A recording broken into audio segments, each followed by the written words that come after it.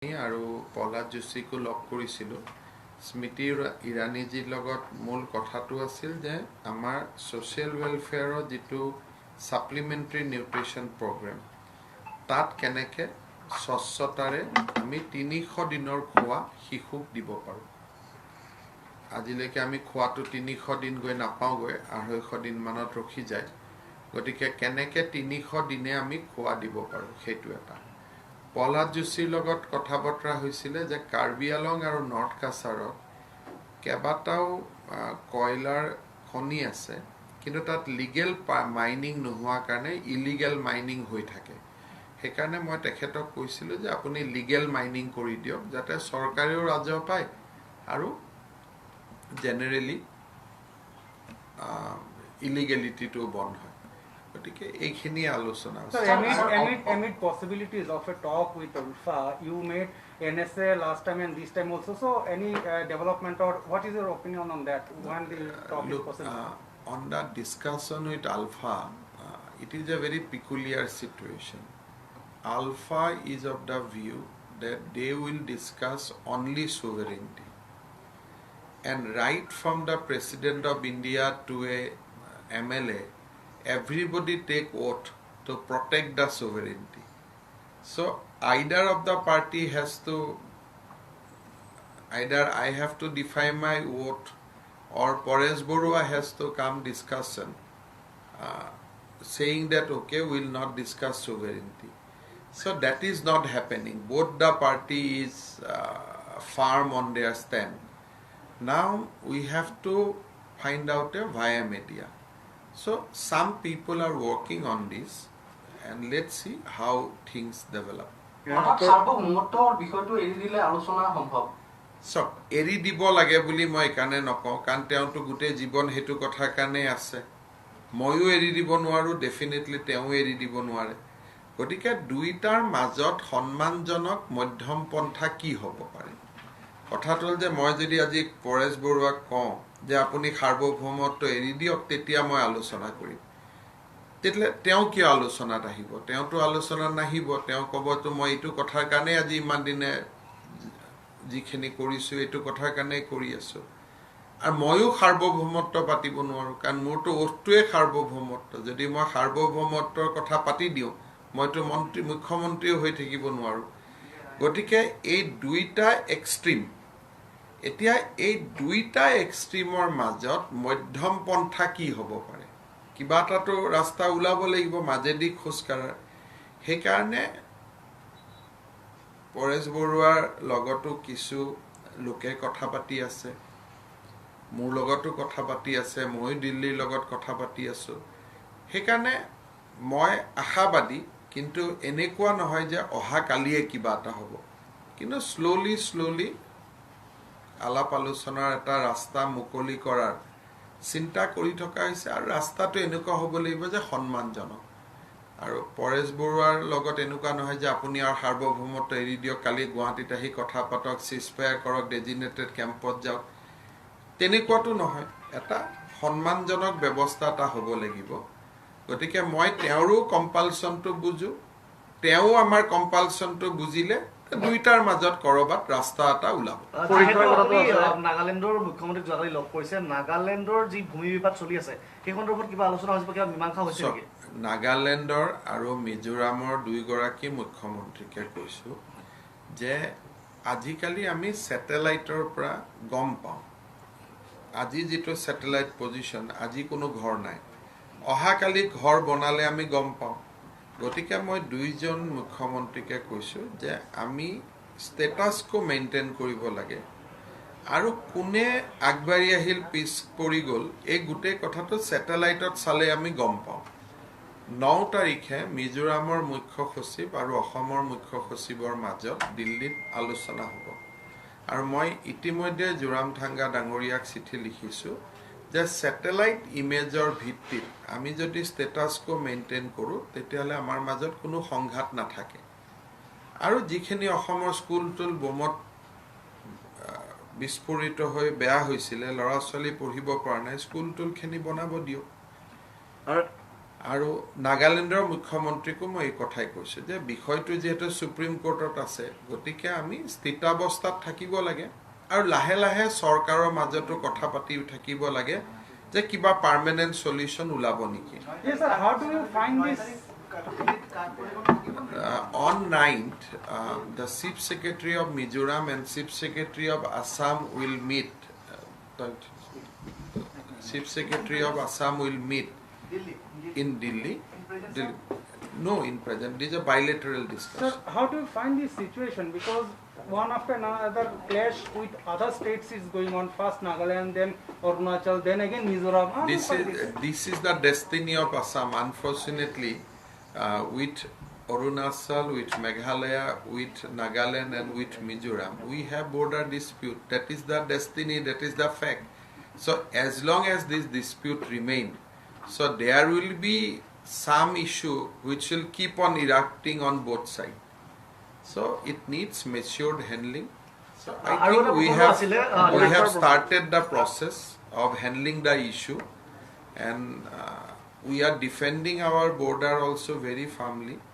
At the same time, we are also talking to my counterpart states for some amicable solution. Sir এটা বিষয় দেখা গৈছে আপুনি ইতিমধ্যে গৃহমন্ত্ৰীক সাক্ষাৎ কৰিছে সেই বিষয়টো আলোচনাও কৰিছে যে অপৰাধৰ ক্ষেত্ৰত অসমে যথেষ্ট অপৰাধীৰ বিৰুদ্ধে অভিযান চলাইছে শেহতীয়াকৈ দেখা পোৱা গৈছে যে আৰক্ষীয়ে মানে গুলীচালনা পৰ্যন্ত কৰিছে এই অভিযান আৰু তীব্ৰতৰ হোৱাৰ সম্ভাৱনা আছে বহুত তীব্ৰতৰ হৈ আছে যোৱা কালি ৰাতিপুৱা মৰিগাঁৱত এটা সংঘৰ্ষ হৈছে গধূলি কাৰ্বি আংলঙত সংঘৰ্ষ হৈছে মাজনিশা আমাৰ গোটেই অসমৰ যিটো গৰুৰ ব্যৱসায় এইটো প্ৰায় 1000 কোটি টকা মাহত ট্ৰানজেকশ্যন আছিলে সো এই গোটেই ব্যৱসায়টোৰ যিজন মেইন কিংপিন ৰেড্ডি বুলি তেওঁ অন্ধ্ৰপ্ৰদেশত থাকে তেওঁৰ ভায়েক নেখুল খালিয়ে যোৱাকালি ৰাতি 2টা বজাত আৰক্ষীৰ লগত সংঘৰ্ষত গুলি খাইছে গতিকে যোৱাকালি দিনটোতে 3টা ঘটনা হৈছে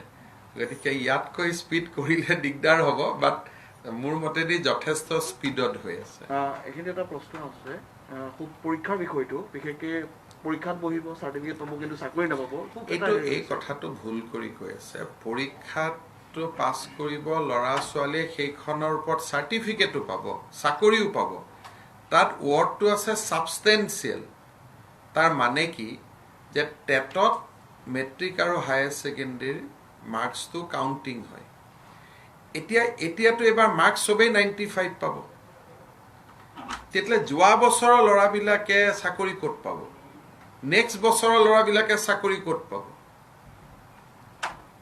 এই ঘটনাটো এনেকে যিটো মই দেখিছো যে পেপাৰ বা যি ধৰণে এটা তুলুঙা কৰি কৈ দিয়া হৈছে এইটো তুলুঙা নহয় এইটো বহুত ডাঙৰ মানৱীয় সমস্যা এই ল'ৰা ছোৱালীবিলাকে যেতিয়া 90 পাব 95 পাব স্কুলত মাৰ্কছ দিব আৰু আপোনালোকে জানে বাগ বৰজনীয়া এইবিলাক জায়গাতো 100 মাৰ্কছ দি দিব এতিয়া যেতিয়া মাৰ্কছ দি দিব আমি কন্ট্ৰোল কৰিব কৈছো মাৰ্কছটো পুৰা ঢালিব যেতিয়া মাৰ্কছ দিয়াৰ পিছত অহাকালি যেতিয়া টেটৰ পৰীক্ষা হ'ব টেটৰ মাৰ্কছ মেট্ৰিকৰ মাৰ্কছৰ ওপৰত চাকৰি হয় অহাকালি যিবিলাকে মেট্ৰিক পাছ কৰিব হিহঁতিটো জীৱনত এই বেটছটোৰ লগত কম্পিট কৰিব নোৱাৰে বা অলৰেডি যিবিলাক ল'ৰা 40 বছৰ বয়সত আছে 39 বছৰ বয়সত আছে তেওঁলোকে বেটছটোৰ লগতটো মাৰ্কছ কেতিয়াও পাব নোৱাৰে তাৰমানে অহা 10 বছৰলৈকে অসমত চাকৰি অকল এইটো বেটছে পাই থাকিব টেটত গতিকে আমিতো এইটো এটা মানে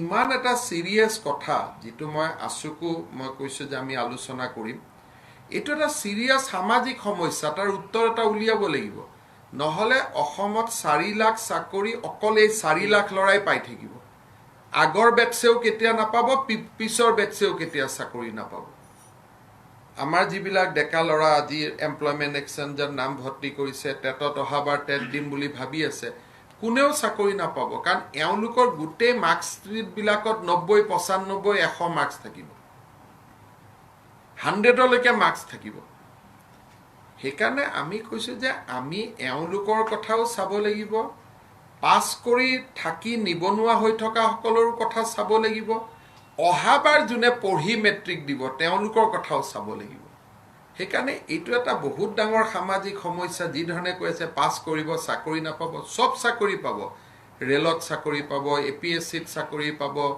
ইঞ্জিনিয়াৰ হ'ব পাৰিব সব পাব খালি টেটৰ ক্ষেত্ৰতে সমস্যা আছে সেইকাৰণে আমি কৈছো সাবস্টেন্সিয়েলি যত এইখন সাৰ্টিফিকেট দৰকাৰ তেওঁলোকে কালি যদি APSC পৰীক্ষা এইখন সাৰ্টিফিকেটত পাব কাৰণ তাত মেট্ৰিকৰ মাৰ্কছটো কাউন্টিং নহয় কালি যদি কবাত ইঞ্জিনিয়াৰিং চাকৰি কৰে এইখনৰ ওপৰত পাব অনলি পইণ্টটো আছে টেটৰ ক্ষেত্ৰত তাত কিবা এটা উপায় উলিয়াবৰ কাৰণে এওঁলোকে যদি কোনোবাই কৰিব বিচাৰে কোনোবাই যদি ভাল উপায় দিব খোজে কাৰণ মোৰ কথাটো হ'ল যে মই দায়বদ্ধ এইটো এটাহে বেটছ পুৰণা বেটছ বিলাকৰ ল'ৰা ছোৱালী বিলাকৰ দুখবোৰ চাব নালাগিব জানো যোৱা বছৰ মেট্ৰিক পাছ কৰা তাৰ আগৰ বছৰ মেট্ৰিক পাছ কৰা সবেতো দেউতাক মাকৰ সবেইতো ল'ৰাই চাকৰি পাম বুলি ভাবি আছে এনেকে যদি এই বেটছটোৱে এই নম্বৰৰ ওপৰত যদি চাকৰি পায় তেলে অহা 10 বছৰ আৰু কোনো বেটছে টেটত সোমাব নোৱাৰে সেইকাৰণে কথাটো নজনাকৈ বা আমিও কবাত বুজোৱাত ভুল হোৱাৰ কাৰণে এইটো প্ৰতিক্ৰিয়া হৈছে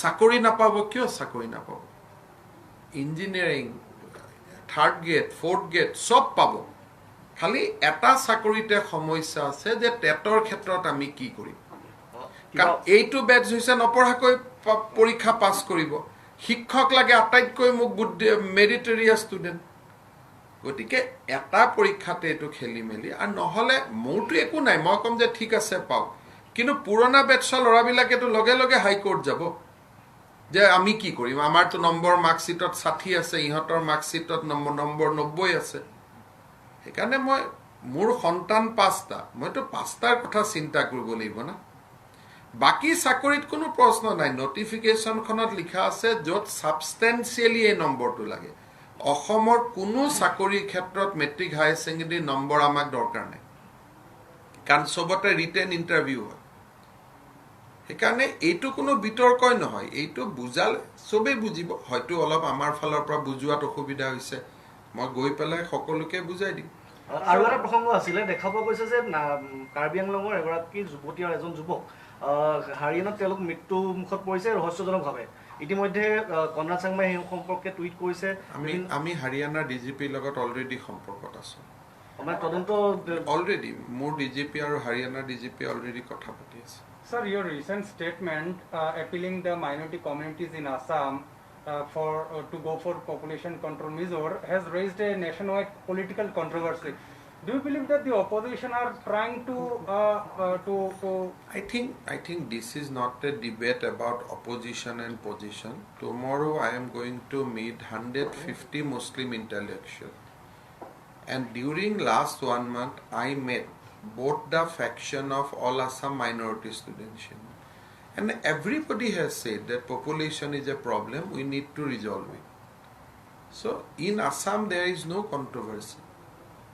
Now the outside people, if they do not understand the seriousness of the situation and they create controversy merely because a BJP chief minister has said this. So this cannot be a controversy. People should welcome if somebody is trying to eradicate poverty, illiteracy among the minority people. This is a positive step. পাঁচটা সংগঠন আদিবাসী সংগঠন যি আছে সিস্ফিয়াৰ group তেওঁলোকৰ লগতো আলোচনা কৰা চলি আছে আলাপ আলোচনা মই কথা বতৰা পাতিয়ে থাকো সদায় ৰাতি কেন্দ্ৰ চৰকাৰৰ লগত ময়ে পাতি থাকো না পিটাৰ ডেং সদায় মই ৰাতি কথাই পাতি থাকো সদায় ৰাতি 12টা বজাত 11টা বজাত এবাৰ সবকে ফোন কৰো এই পাঁচটা সংগঠন এটা কথা এই ৰাজ্যৰ এটা হেউটিয়াকৈ চৰ্চা চলি আছে যে বিপিএফে আগ্ৰামনৰ মহিলা নেতৃত্বত বিপিএফে আকৌ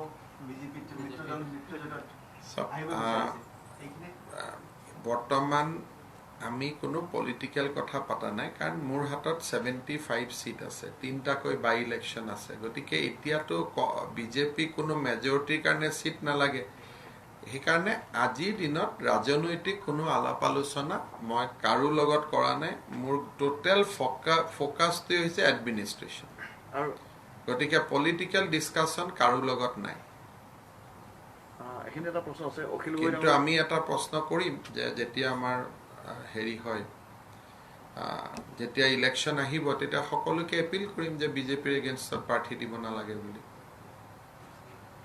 অখিল গগৈ ডাঙৰীয়া জামিনৰ দোষমুক্ত হ'ল নিয়াৰ গোটেই প্ৰক্ৰিয়াটোৰ পৰা গতিকে এই সম্পৰ্কত আপোনাৰ প্ৰতিক্ৰিয়া কি কাৰণ তেওঁ ইমান দিনে GMC মইতো এটাই কথা জানো মই GMC ডক্টৰবিলাকক সুধিছো যে আপোনালোকে বেমাৰী বুলি কৈ থকা মানুহজন ইমান এক্টিভ কেনেকে হৈ গ'ল এতিয়া GMCৰ ওপৰত এটা আই থিংক আমি GMC ডক্টৰবিলাকক সুধিছো যে পেইং কেবিন এটা ইমান দিনটো কোনোবা দুখীয়া মানুহক বঞ্চিত কৰি থকা হৈছিলে এটা পেইং কেবিনত 1 বছৰ এজন মানুহ আছে ইটোৰ পিছত সিটো বেমাৰ আজি ফিস্তুলা কালি পাইলছ কালি সাইকেট্ৰিকেলি আপসেট মানে 12 বিধমান বেমাৰৰ সাৰ্টিফিকেট আৰু এতিয়াতো একদম ধুনীয়াকৈ ঘূৰি আছে তাৰমানে মোৰ গোটেই প্ৰশ্নটো ডাক্তৰখিনিৰ লগত এইখন কি সাৰ্টিফিকেট আছিলে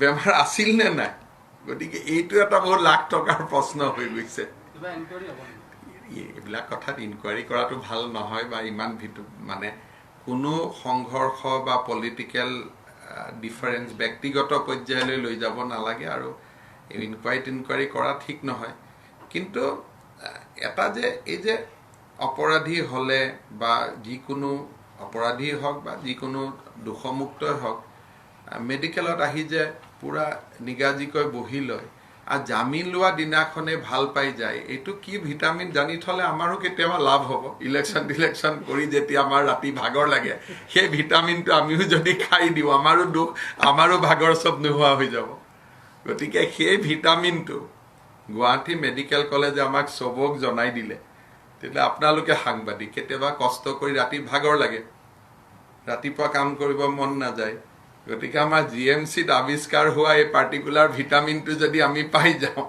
তেতিয়াহ'লে আমাৰ চবৰে ভাল গতিকে সেই ভিটামিনটোৰ নামে জানিব লাগে বাকী একো কথা নাই অখিল গগৈ কৈছে আৰু 26ত তেখেতে চৰকাৰ কৰিম বুলি কৈছে ডেফিনেটলি চৰকাৰ কৰাটো সকলোৰে অধিকাৰ আছে এইটোতো কিয় আপুনি চৰকাৰটো CPMLও কয় CPIও কয় আমাৰ UDFও কৈ আছে কিন্তু আজিৰ ডেটত চৰকাৰ কৰাৰ সম্ভাৱনাটো UDFৰ বেছি আছে কাৰণ তেওঁলোকে ভোট বেছি পাই আছে নহয় আপোনালোকে যদি চাই এটা কম্পেয়াৰ কৰে যে অখিল গগৈতকৈ বদৰুদ্দিন আজমলে বেছি ভোট পাইছে গতিকে এতিয়া নিউট্ৰেলি যদি আমি চাওঁ চৰকাৰ কৰাৰ কাৰ সম্ভাৱনা আছে আজমলৰ সম্ভাৱনাটো বেছি ভোটৰ যদি বাকচ গন্তি কৰে আৰু বাকি কথাটো অখিল গগৈ কৈছে যে এইবাৰ যি বিগত ইলেকশ্যনত যদি তেওঁ বাহিৰত থাকিলে হয় তেতিয়াহ'লে বিজেপিক তেওঁ জিকিবলৈ নিদিলে হয় সব মই এটাই কথা জানো যে মই শব্দটো খুব বেয়া যদি ক'লেহেঁতেন আমি বাহিৰত থাকিলেহেঁতেন শুনি ভাল লাগে বাকীটো তেওঁৰ কথা হয়তো হয়ো তেওঁ থাকিলে হয়তো কিবা বেলেগ ৰিজাল্ট হ'লহেঁতেন সেইটোনো মই কেনেকৈ চাম মইতো সেইটোতো অকল ভগৱানেহে জানিব সেইটো ভগৱানে কি ভাবি থৈ দিছে ভগৱানৰ হয়তো ইচ্ছা আছিল মই মুখ্যমন্ত্ৰী হওঁ গতিকে এইটো ওপৰৱালাৰ কথা আমিতো ভগৱানক বিশ্বাস কৰা মানুহ Sir, on many occasions you have praised your predecessor Sarbananda Sonowal for his clean image, for running the government. ইমান যে কথা কৈ আছে কোনটো পেপাৰত উঠিব Sir, do you believe that there is possibility for induction of Sarbananda Sonowal in the cabinet expansion of Narendra Modi? He is our leader. So beyond that, I cannot comment on what will happen to on Delhi because we have no power. But Mr. Sonowal is our leader and he will be continue to be our leader. হব ইমান কত তুলিব ইমান খুলিতে যাম আপুনি আজি আছে না যাব DB News